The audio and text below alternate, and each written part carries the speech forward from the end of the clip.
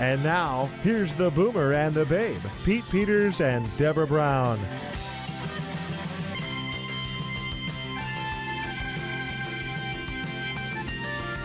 So John Cholewa, I want to know some things, because I know you know things that I have absolutely no idea, and that is security. When I think of security, I think of security systems, which is the technology stuff, and you are not all about that, are you? No, I primarily do security programs, and that's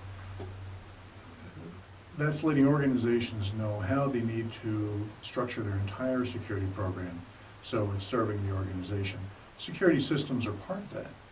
The technology is part of it, but it's not the whole thing. Now, if somebody says, oh, I need cameras and guards and things like that, they maybe think they have done a risk assessment, right? But that's not the whole risk assessment that you would do for a company to say exactly the parts that are missing. That's right.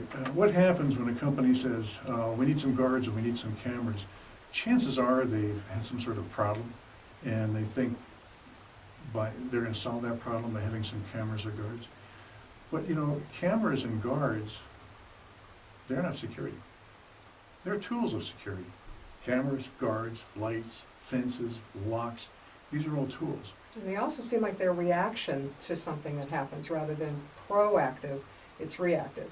That's probably another piece of it, isn't it? Well, that can be another piece of it, because when organizations are not proactive with their security, now, if they're going to be proactive, they're going to take a look at all the risks that their organization faces, and they're going to figure out how to mitigate those risks using tools.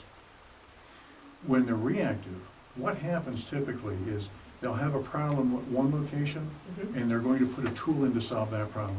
And then 2 weeks or 2 months or 2 years later, they have a different kind of a problem, and they put a tool in for that.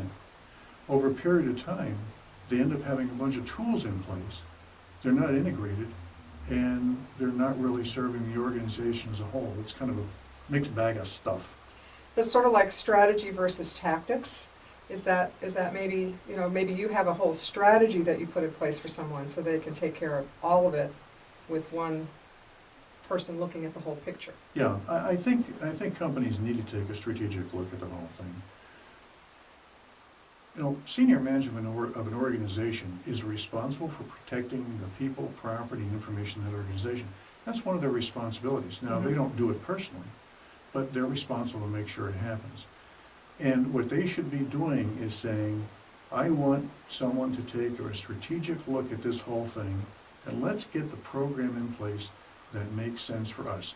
A program that's going to be integrated into the organization, a program that's going to help the organization succeed, contribute to the success of the organization, just like the other staff functions are. Now, I know you've been part of Fortune 500 companies as either part of the team or the leader of the team. So how do you help the people that hire you today? What are you doing with your business?